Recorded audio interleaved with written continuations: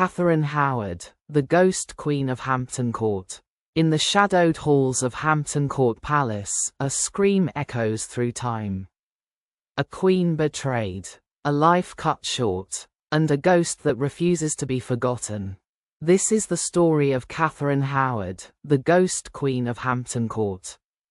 Catherine Howard was born around 1523, into the powerful Howard family, one of England's most influential noble houses. But unlike her cousin Anne Boleyn, Catherine's early life was far from royal. Raised in the household of her step-grandmother, she received little formal education and was surrounded by scandal from a young age. At just 16, she caught the eye of King Henry VIII, then in his 40s and recovering from the death of his third wife, Jane Seymour. But before Catherine, Henry had married Anne of Cleves, a German princess chosen for political alliance. Their marriage, however, was short-lived.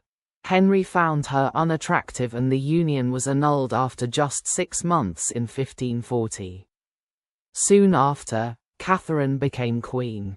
Young, beautiful, and full of life, she was called the Rose Without a Thorn. But behind the courtly smiles, secrets festered. Catherine's past was complicated.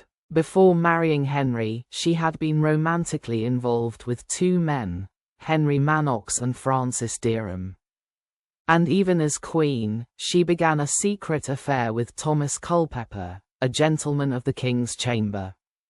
Their meetings were arranged in secret, often with the help of Lady Rochford, the widow of George Boleyn. In a court ruled by suspicion and betrayal, these secrets were deadly.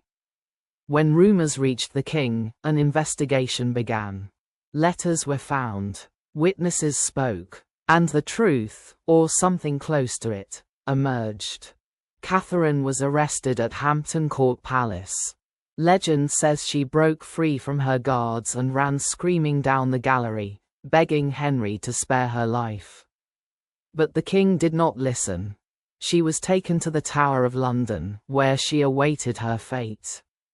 On February 13, 1542, Catherine Howard was executed.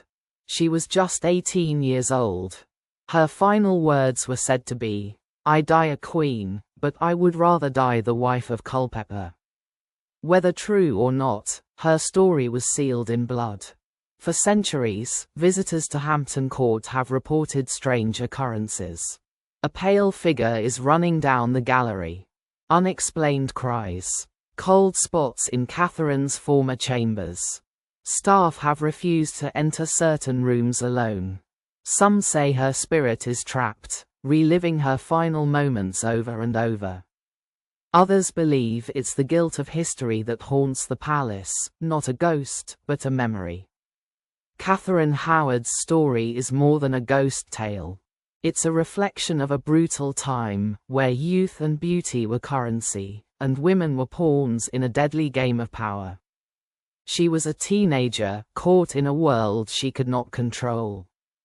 Her legacy is one of tragedy, injustice, and mystery.